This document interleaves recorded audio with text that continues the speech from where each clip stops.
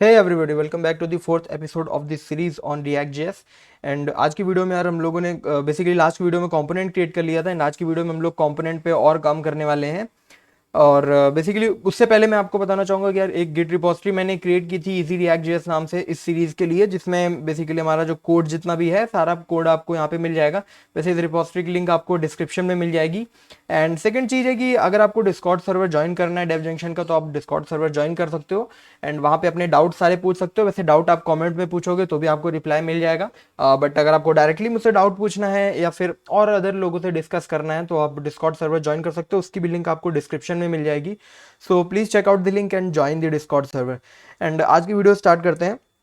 तो बेसिकली हम लोगों ने अपने प्रोजेक्ट में हमारा जो पहला कंपोनेंट था app.js वो हमने क्रिएट किया था। बेसिकली वो तो पहले से ही क्रिएटेड था, हमने क्रिएट नहीं किया था, हमने उसमें कुछ कस्टमाइजेशन किया था। तो सबसे पहले तो हम अपना डेवलपमेंट सर्वर रन कर लेते हैं। आई होप कि आपको पता होगा yarn run start, इस कमांड से हमारा डेवलपमेंट सर्वर रन हो जाता है। yarn start का भी यूज़ करके भी हो जाएगा एंड काफ़ी लोग npm start का भी यूज़ करके कर लेते हैं। It is all up to you, सारी कमांड से रन हो जाएगा। तो yarn स्टार्ट मैंने किया एंड अभी डेवलपमेंट सर्वर हमारा स्टार्ट हो चुका है and let's just wait for this. So as you can see that कि यहाँ पे हमें जो हमने टेक्स्ट लिखा था वो हमारा टेक्स्ट यहाँ पे दिख रहा है। डेवलपमेंट सर्वर हमारा रन हो रहा है। तो आप यहाँ पे देख सकते हो कुछ चीज़ें लिखी हुई हैं लोकल में, और अगर आपको अपने सेम वाईफाई नेटवर्क में कोई दूसरा डिवाइस कनेक्टेड है तो आप उसमें भी ओपन कर सकते हो इस लिंक का यूज़ करके अपने प्रोजेक्ट को। तो छोटी सी चीज़ थी, मैंने बता दी। एंड एक फाइल और थी उस दिन हम लोगों ने देखा नहीं था, app.test.js। तो बेसिकली यार ये यूनिट टेस्ट लिखने के लिए होती है, कंपोनेंट वाइज जो टेस्ट आपको लिखने। तो इसकी भी अभी हमें ज़रूरत नहीं है, तो let's just delete this file simply. तो अब हम आगे बढ़ते हैं। अभी हमारा प्रोजेक्ट पूरा क्लीन है and index C S S है, ऐप.js है। मैंने आपको उस दिन बताया था कि हमारा जो रिएक्ट का प्रोजेक्ट होता है उसमें जो एंट्री पॉइंट होता है वो index.js से होता है। ठीक है, तो index.js में हमारा देखो रिएक्ट डॉम जो है वो हमारे पूरे ऐप को रेंडर कर रहा है। तो आगे बढ़ते हैं एंड हम अपने कंपोनेंट को क्रिएट करते हैं। तो हमें index.js को टच करने की ज़रूरत नहीं है अभी के लिए। हम स्टार्ट जो भी करेंगे, जो भी कंपोनेंट बनाएंगे वो ऐप के अंदर बनाएंगे एंड फर्दर वो सारी चीज़ें करेंगे। बट उससे पहले मैं आपको बता दूं कि बेसिकली रिएक्ट में क्या होता है कि हम जो सी एस एस लिखते हैं स्टाइलिंग के लिए वो थोड़ी डिफरेंट स्टाइल में लिखते हैं। जैसा भी आपने देखा था कि यहाँ पे हमने index dot C S S create की थी। तो dot C S S file है तो बिकॉज इसमें हम अपनी वॉइस जनरली जैसे सी एस एस लिखते हैं उसी फॉर्मेट में लिखेंगे। बट कीप इन माइंड कि अगर हम किसी कंपोनेंट के अंदर सी एस एस लिखेंगे तो वो थोड़ी डिफरेंट स्टाइल में होती है, तो आपको उससे यूज टू होना पड़ेगा। ठीक है, तो अभी मैं स्टार्ट करता हूँ। एंड उस दिन मैंने आपको वीडियो खत्म होने से पहले बताया था लास्ट लेक्चर में कि this is not HTML, this is actually JSX। तो ये JSX क्या होती है? तो अभी अगर हम रिएक्ट के ऑफिशियल डॉक्यूमेंटेशन में देखें तो यहाँ पे दिया हुआ है this funny tag syntax is neither a string nor HTML। तो इसी को JSX बोलते हैं। बेसिकली JSX जो होती है उसका फुल फॉर्म होता है जावास्क्रिप्ट XML। ठीक है, तो ये बेसिकली हम जावास्क्रिप्ट के अंदर XML फॉर्मेट में कुछ लिखते हैं जो कि दिखने में HTML जैसा है बट HTML है नहीं, बिकॉज इसकी रेंडरिंग रिएक्ट कर रहा है। तो ये थोड़ा डिफरेंट होता है बट इसमें आपको कोई बहुत ही कोई कॉम्प्लिकेटेड चीज़ नहीं है। जैसे कि यार बिल्कुल जैसे आप HTML लिखते चले आ रहे हो वैसे ही HTML लिखना आपको, यहाँ पे p टैग आप लिख सकते हो। बट एक बात का ध्यान रखना कि रिएक्ट में जब भी हम कोई कंपोनेंट में जो JSX रिटर्न करते हैं हम हमेशा सिंगल एलिमेंट को रिटर्न करते हैं। ठीक है, कभी भी हम ऐसा नहीं कर सकते कि हम यहाँ पे एक ऐसा डिव क्रिएट कर दें फिर उसके बाद एक डिव यहाँ पर क्रिएट कर दें फिर यहाँ पर हम कुछ भी लिख दें। तो अभी आप देखो, पहले ही मुझे वैसे तो VS कोड में मुझे वार्निंग मिल गई है कि ये गलत सिंटैक्स है, बट एक बार सेव करके देखते हैं कि क्या होता है, हमारे ऐप की हालत बिगड़ जाएगी। तो अभी कंपाइल हो रहा है। अभी आप देख लो यहाँ पे लिखे आ रहा है fail to compile syntax error. ठीक है, तो कह रहा है कि did you want a JSX fragment, कह रहा है कि adjacent JSX element must be written in an enclosing tag. तो ये बात का आपको ध्यान रखना होगा कि हमेशा जो भी हमारा कंपोनेंट होता है वो single element of JSX return करता है। ठीक है, तो अभी अगर आपको सपोज अभी अगर हमें मल्टीपल एलिमेंट रिटर्न करना होता तो उस केस में क्या करते? तो उस केस में हमारे पास रिएक्ट फ्रैगमेंट्स होते हैं। अभी रिएक्ट फ्रैगमेंट क्या होता है? बहुत ही सिंपल है यार, हमें सिंपली एक एम्प्टी इस तरह से टैग लगाना होता है एंड यहाँ पे उसका क्लोजिंग वाला लगा देंगे एंड दैट्स इट।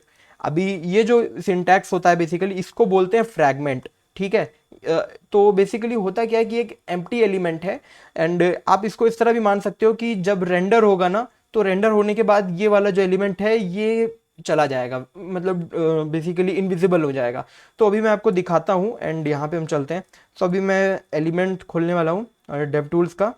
ठीक है, तो अभी यहाँ पे मैं इंस्पेक्ट करूंगा इस एलिमेंट को। अभी देखो मैंने इस एलिमेंट को इंस्पेक्ट किया एंड यहाँ पे आप देख सकते हो हमारा जो मेन एप्लीकेशन है वो रूट आईडी वाले डिव में रेंडर हो रहा है। उसके अंदर हमारे पास एक ये डिव है जिसकी क्लास नेम ऐप है एंड दूसरा डिव वो है जिसमें हमने हे लिखा था। तो अभी आप यहाँ पे ध्यान से देख पा रहे होगे कि जो दो डिव हैं इनके बाहर जो हमने टैग लगाया था ये एम्प्टी फ्रैगमेंट ये नहीं दिख रहा है। तो यही होता है एम्प्टी फ्रैगमेंट, बेसिकली वो इनविजिबल हो जाता है रेंडर होने के बाद। बट हमें ये हेल्प करता है एक रिएक्ट कंपोनेंट को रेंडर करने में जहां पर हमें मल्टीपल एलिमेंट्स रिटर्न करने हो। वैसे जनरली हम ऐसा करते नहीं है, हम सिंपली इसको इसके अंदर रख देते हैं एंड फिर उसके बाद इसको रूट बना देंगे और उसके अंदर जो भी स्टाइलिंग होगी वो कर देंगे। तो ऐसा भी कर सकते हो और ये एम्प्टी एलिमेंट भी आप चाहो तो यूज कर सकते हो। बहुत लोग इसको इस स्टाइल में भी लिखते हैं। Let me show you react dot fragment, ठीक है। तो बहुत लोग इसको इस स्टाइल में भी लिखते हैं एंड अभी ये मुझे वार्निंग इसलिए दे रहा है बिकॉज मैंने रिएक्ट फ्रैगमेंट को इंपोर्ट नहीं किया है। Oh shit, react dot fragment, ठीक है। तो रिएक्ट मुझे इंपोर्ट करना पड़ेगा and import react from react, ठीक है। तो इस तरह से रिएक्ट इंपोर्ट हो गया। कोई दिक्कत नहीं होगी, अभी भी वार्निंग दे रहा है React dot fragment. I think there is something wrong in here, let me check it. हाँ, अभी वार्निंग नहीं मिलनी चाहिए। I am getting this warning. Okay, so warning इसलिए मिल रही है यार, मैंने जो क्लोजिंग वाला टैग था वो यहाँ पे नहीं लगेगा, यहाँ पे लगेगा। एंड अभी देखो अभी वार्निंग नहीं मिलेगी, अभी हमारा जो एप्लीकेशन है वो रिफ्रेश होने के बाद वैसा ही दिखने लगेगा। एंड सिमिलरली वही चीज़ यहाँ पर भी होगी। आप देख सकते हो यहाँ पे रिएक्ट फ्रैगमेंट मैंने जैसे ही लगाया तो जो हमारे दो डिव थे वो रेंडर हो गए। और बेसिकली नहीं, मुझे इसको बाहर करना पड़ेगा।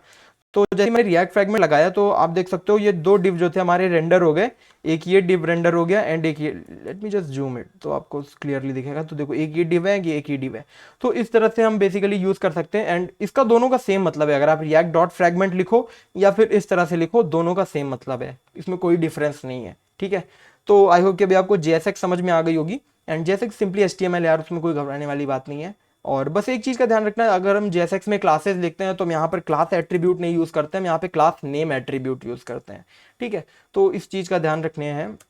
एंड आज हम अपना सबसे पहला एक कंपोनेंट क्रिएट करेंगे। तो कंपोनेंट क्रिएट करने से पहले हम एक बेसिकली फाइल क्रिएट करेंगे। उस फाइल का नाम होगा होम कंपोनेंट डॉट JSX, ठीक है। अभी देखो मैंने जो नेमिंग दी है होम कंपोनेंट लिखा है, आप केवल होम भी लिख सकते थे, it is all up to you. मेरा नेमिंग कन्वेंशन, मैं जनरली प्रोजेक्ट्स में इसी तरह से नेमिंग कन्वेंशन देता हूँ। बेसिकली जो बेसिकली जो कंपोनेंट का नेम है उसके बाद कंपोनेंट कीवर्ड लगा देता हूँ, जिससे मुझे पता चलता है कि हाँ दिस इज अ कंपोनेंट, ठीक है। एंड एक चीज़ और है, अगर आप कंपोनेंट क्रिएट करो तो आप .js एक्सटेंशन भी यूज़ कर सकते हो। मैं .jsx यूज़ करता हूँ, बहुत लोग .jsx यूज़ करते हैं। It is all up to, इसमें कोई डिफरेंस वाली बात नहीं कि दोनों में कुछ ज़्यादा दिक्कत आ जाती है। बस हाँ, VS कोड जो है आपका JSX में JSX फाइल जो होती हैं उनके लिए आपके कुछ एक्सटेंशन शायद हो सकते हैं रन ना करें, तो उसके लिए आपको मैनुअल कॉन्फ़िगरेशन करना पड़ेगा। और .js में सारे आपके एक्सटेंशन प्रॉपरली काम करते हैं। सो अभी हम सबसे पहले अपने basically pure react functional component create करेंगे विच इज़ होम कंपोनेंट, ठीक है। तो कैसे क्रिएट करेंगे? सबसे पहले तो हम रिएक्ट को इंपोर्ट करेंगे, इंपोर्ट रिएक्ट फ्रॉम रिएक्ट। तो इस तरह से हमने रिएक्ट इंपोर्ट कर लिया। एंड अभी उसके बाद हम सबसे पहले तो फंक्शन बनाएंगे। अभी जावास्क्रिप्ट में फंक्शन कैसे बनाते हैं, इस तरह बनाते हैं। तो हाँ, एक बात का आपको और ध्यान रखने की जरूरत है कि आपने जो फाइल का नेम दिया है आप उसी नाम से ही कंपोनेंट क्रिएट करो, ठीक है, कंपोनेंट। एंड हमने फंक्शन क्रिएट कर दिया होम कंपोनेंट, फिर उसके बाद हम यहाँ पे फंक्शन का सिंटैक्स दे देंगे एंड दिस इज इट। ये हमारा फंक्शनल कंपोनेंट क्रिएट हो गया है। बट एक कंपोनेंट जो होता है वो एक JSX रिटर्न करता है, तो JSX भी रिटर्न करवा देते हैं। एंड यहाँ पे मैं लिखूंगा सिंपली, पहले तो मैं एम्प्टी टैग लगाऊंगा एंड इस तरह मैंने एम्प्टी टैग लगा दिया। फिर उसके अंदर मैं यहाँ पे एक H1 टैग का यूज़ करूँगा एंड H1 में मैं लिखूंगा hi this is home component, ठीक है। तो मैंने होम कॉम्पो लिख दिया है एंड इसको मैं सेव करता हूँ। अभी हमारा पहला फंक्शनल कंपोनेंट क्रिएट हो चुका है। बट जावास्क्रिप्ट में हम क्या करते हैं, पाइथन की तरह, इसमें हमें पाइथन की तरह ऐसा नहीं होता है कि हम किसी भी बेसिकली फंक्शन को डायरेक्टली एक्सपोर्ट कर लें। हमें पहले बेसिकली इंपोर्ट कराने, अगर हमें किसी दूसरी जगह पर इसको इंपोर्ट कराना तो हमें इसको एक्सपोर्ट भी करना पड़ेगा इधर से। तो export and default home component, ठीक है। बेसिकली डिफ़ॉल्ट हम इसको इंपोर्ट करेंगे। एंड बेसिकली ये क्या होता है डिफ़ॉल्ट इंपोर्ट, इसके बारे में आप जावास्क्रिप्ट से रिलेटेड काफ़ी चीज़ें आप जान सकते हो MDN डॉक्स में जाके। एंड हमने इसको एक्सपोर्ट कर दिया। अभी हमारा फंक्शनल कंपोनेंट क्रिएट हो गया है, ठीक है। अभी हम क्या करेंगे, अभी इसके बाद इस होम कंपोनेंट को इंपोर्ट करेंगे यहाँ पर, ठीक है। अभी इंपोर्ट किस तरह से करेंगे, आपको सिंपली पता ही है जावास्क्रिप्ट में, अगर आपको पता है इंपोर्ट कैसे करते हैं। तो ये होम कंपोनेंट लिखा मैंने फ्रॉम, और फिर उसके बाद मुझे कहाँ से इंपोर्ट करना है, डॉट स्लैश होम कंपोनेंट। इस तरह से होम कंपोनेंट इंपोर्ट हो जाएगा। अभी देखो हमारा जो कोड है वो प्रॉपरली रन हो रहा है, एंड यहाँ पे कह रहा है कि home component is defined but never used. तो चलो इसको यूज भी कर लेते हैं अपनी ऐप में। तो अभी मैं यहाँ पे इसको हटाने वाला हूँ, इसको नहीं हटाऊंगा, मैं इसको हटाने वाला हूँ, एंड यहाँ पे मैं लिखूंगा होम कंपोनेंट। इस तरह से हम किसी भी कंपोनेंट को दूसरे किसी कंपोनेंट में यूज कर सकते हैं। आप देख पा रहे हो, जैसे ये होम कंपोनेंट था, हमने इसको क्रिएट किया, हमने इसको ऐप कंपोनेंट में इंपोर्ट किया, एंड इंपोर्ट करके यहाँ पर इस तरह से रख दिया सेल्फ क्लोजिंग टैग के फॉर्म में, ठीक है। तो ये सेल्फ क्लोजिंग टैग के फॉर्म में हम यहाँ पे अपना होम कंपोनेंट रख देंगे। तो अभी इसको सेव कर देंगे, एंड अभी देखो हमारा जो सर्वर है प्रॉपर्ली रन हो रहा है। यहाँ पे लिख के आ गया high this is a home component, जैसा कि हमने यहाँ पे लिखा था, ठीक है। अगर अभी हम इसको यहाँ पे चेंज कर दें, कॉम्पो लिखा है, कंपोनेंट कर देते हैं, एंड अभी आप देखो यहाँ पे रिफ्रेश हो गया, ये रिफ्रेश हो गया, ठीक है। So this is react and this is react component. अभी हम इसमें देखेंगे कि हम जो CSS अप्लाई कर सकते हैं वो किस तरह से अप्लाई कर सकते हैं, ठीक है। एक चीज़ और मैं बताना चाहूँगा कि अगर आप कोई भी कंपोनेंट क्रिएट कर रहे हो एंड आप रिएक्ट 16.2 के ऊपर कोई वर्जन यूज़ कर रहे हो, बेसिकली रिएक्ट 16.2 था शायद उसमें, उसके बाद क्या हुआ था कि आप रिएक्ट इंपोर्ट करने की ज़रूरत नहीं है, आप इसको हटा भी सकते हो, कोई ज़रूरत नहीं है। अगर आप रिएक्ट इंपोर्ट नहीं करना चाहते हो तो बिना रिएक्ट इंपोर्ट किए भी कर सकते हो। बट इंपोर्ट करने से क्या होता है कि जैसे आपको रिएक्ट की कुछ अदर फंक्शनलिटी जैसे हुक्स यूज़ करने हैं तो वो आपको इंपोर्ट करने ही पड़ेंगे एक दिन। तो आपको इंपोर्ट करने में ऐसा नहीं है कि वो लाइन फालतू की बर्बाद जाएगी, ठीक है। तो अभी चलते हैं ऐप.js में, एंड यहाँ पर आप ऐप.js में नहीं, हम चलते हैं index.js में। तो अभी आप यहाँ पे index.js में देख पा रहे हो कि हमने CSS किस तरह से इंक्लूड की थी। CSS हमने इंपोर्ट कराई थी। हम पहले एक CSS फाइल क्रिएट करते हैं, फिर उसके बाद हम उस CSS फाइल को डायरेक्टली जावास्क्रिप्ट फाइल में इंपोर्ट करा लेते हैं, एंड दैट्स इट, वो CSS हमारी अप्लाई हो जाती है। तो देखते हैं। तो सबसे पहले हम क्या करेंगे, होम कंपोनेंट पे ही चलते हैं, एंड हम यहाँ पर एक CSS क्रिएट करेंगे, न्यू फाइल, एंड यहाँ पे नाम रहेगा इसका home.css, ठीक है। एंड अभी इसके अंदर हम फाइल एक स्टाइल नहीं लिखेंगे H1, एंड इसको कलर दे देंगे, कलर देंगे लेट से मैंने दे दिया ब्लू, ठीक है, मैंने ब्लू कलर दे दिया, एंड CSS मैंने लिख दिया। एंड अभी देखो ये जो होम CSS है इसमें मैंने H1 को ब्लू कलर दिया है। तो अभी अगर होम कंपोनेंट में जो H1 लिखा है ना, अभी इसका जो कलर है वो जनरली ब्लैक दिख रहा है। मैं जब CSS को इंपोर्ट कर लूँगा ना, इंपोर्ट, एंड फिर उसके बाद dot slash home dot CSS, अभी मैंने जैसे ही CSS को इंपोर्ट किया, आप देख लो इसका कलर इधर ब्लू हो गया, ठीक है। सो इस तरह से होता है CSS अगर हमें कोई यूज़ करनी है। एंड यहाँ पे आप फर्दर CSS लिख सकते हो और भी चाहो तो, एंड यहाँ पे आप जो भी चाहो वो लिख सकते हो। बट एक चीज़ और ध्यान रखने वाली है, इसका एक डिसएडवांटेज है, जब भी हम कोई डॉट CSS फाइल यूज़ करते हैं तो उसका डिसएडवांटेज ये होता है कि अगर आप यहाँ पे आओगे, बिकॉज रिएक्ट में हमारे जो एप्लीकेशन होता है वो सिंगल पेज एप्लीकेशन होता है, विच मीन्स वहाँ पे कोई राउट्स नहीं होते या कोई अदर पेजेस नहीं होते हैं, वहाँ पे एक सिंगल पेज होता है, वहीं पे आपका पूरा कोड रेंडर हो रहा होता है। तो उसकी वजह से होता है क्या है कि जो भी आप CSS लिखते हो वो सारी क्लासेस पर अप्लाई हो जाता है, आई मीन सारे एलिमेंट्स पे अप्लाई हो जाता है। लेट से मैंने यहाँ पे लिखा H1 and this is not a blue text, ठीक है, मैंने यहाँ पे लिखा this is not a blue text, ये मैं app.js में लिख रहा हूँ। अभी मैं चलता हूँ यहाँ पे, तो आप देख लो यहाँ पे मुझे चाहिए था कि भाई this is not a blue text, मुझे इसको ब्लू कलर नहीं चाहिए था, बिकॉज मैंने होम कंपोनेंट में होम CSS को इंपोर्ट किया है। तो होम कंपोनेंट के जितने H1 टैग्स हैं उन्हीं को केवल ब्लू होना चाहिए था। बट वो क्या रहा है कि मैंने app.js में जो H1 टैग लिखा था उसका भी जो टेक्स्ट है वो भी ब्लू हो गया है। सो ऐसा नहीं होना चाहिए। तो इसको इसको सॉल्व करने के लिए हम क्या कर सकते हैं, इसको सॉल्व करने के लिए हम सिंपली बेसिकली यहाँ पे home.css को home.module.css कर सकते हैं। तो अभी हम क्या, जो हम रिएक्ट एप्लीकेशन जब क्रिएट रिएक्ट ऐप का यूज़ करके क्रिएट करते हैं तो वहाँ पर हमारे पास CSS मॉड्यूल्स होते हैं।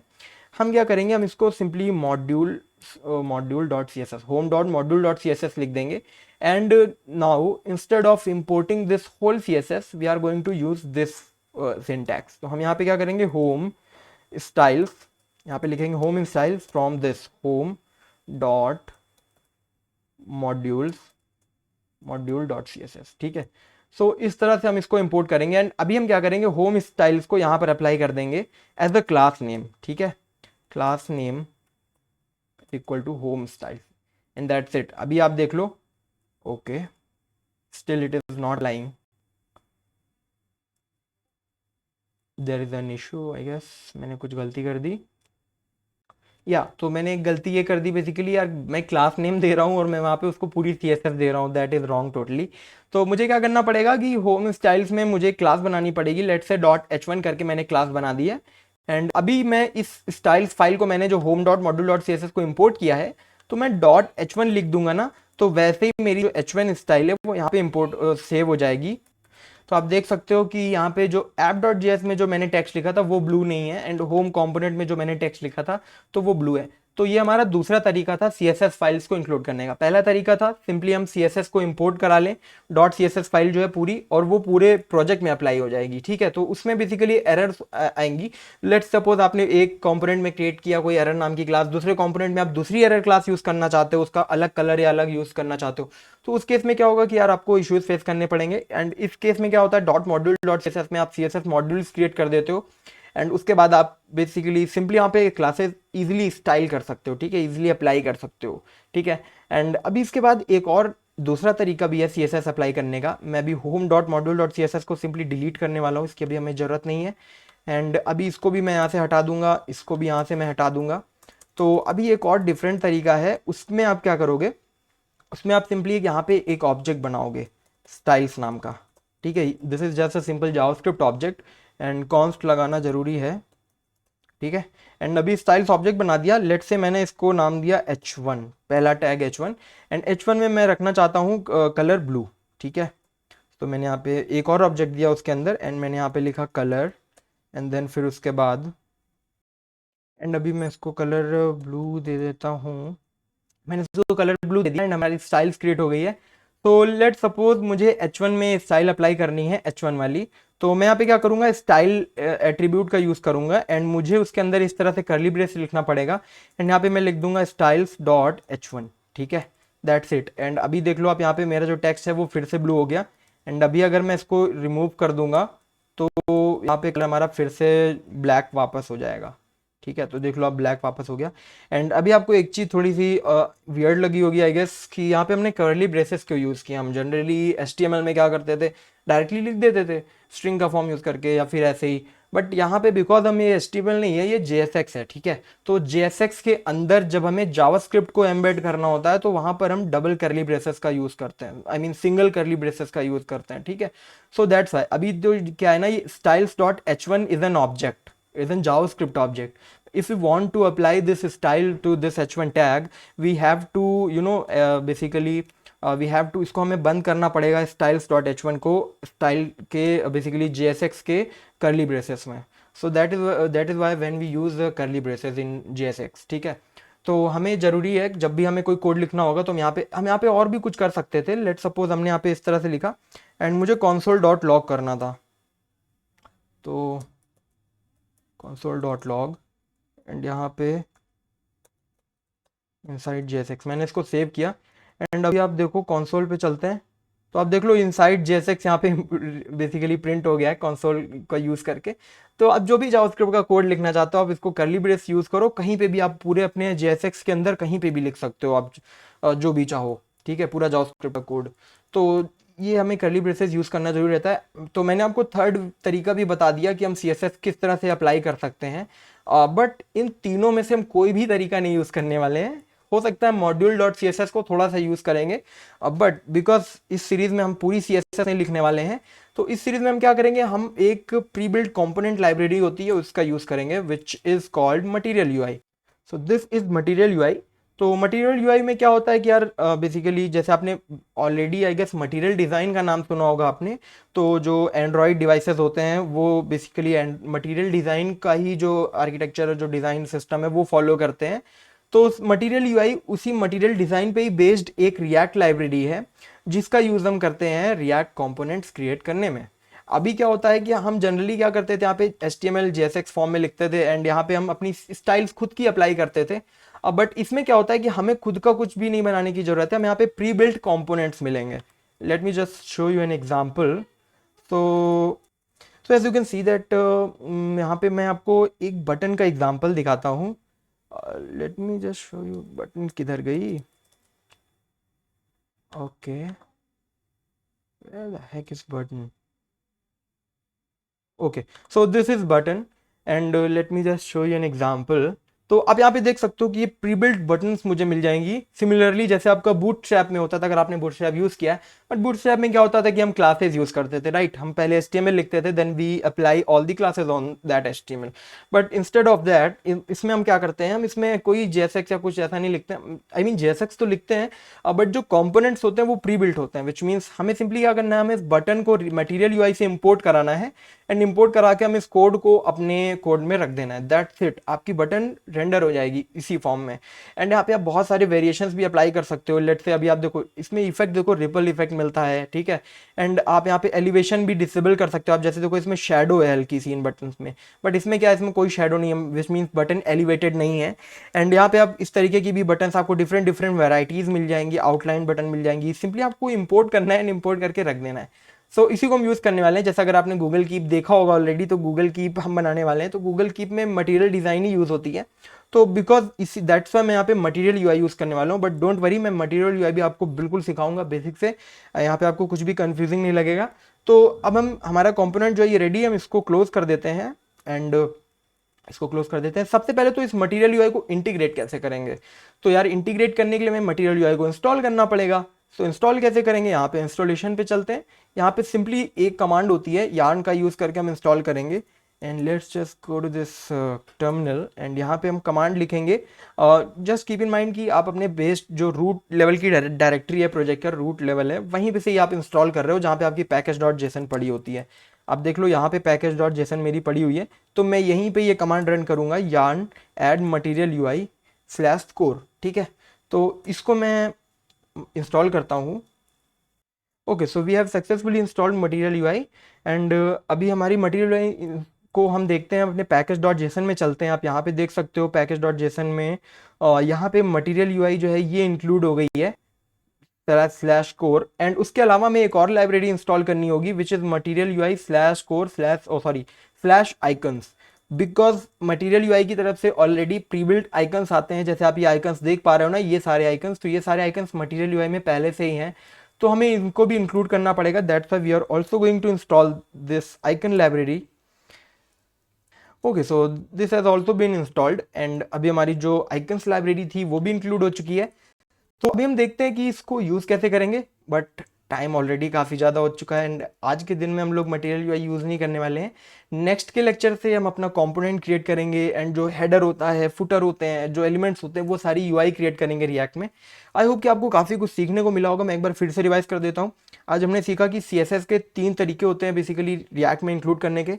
First way is to directly import CSS, second way is to use module.css and third way is to write your CSS right inside your JSX component. ठीक है, तो 3 तरीके हैं।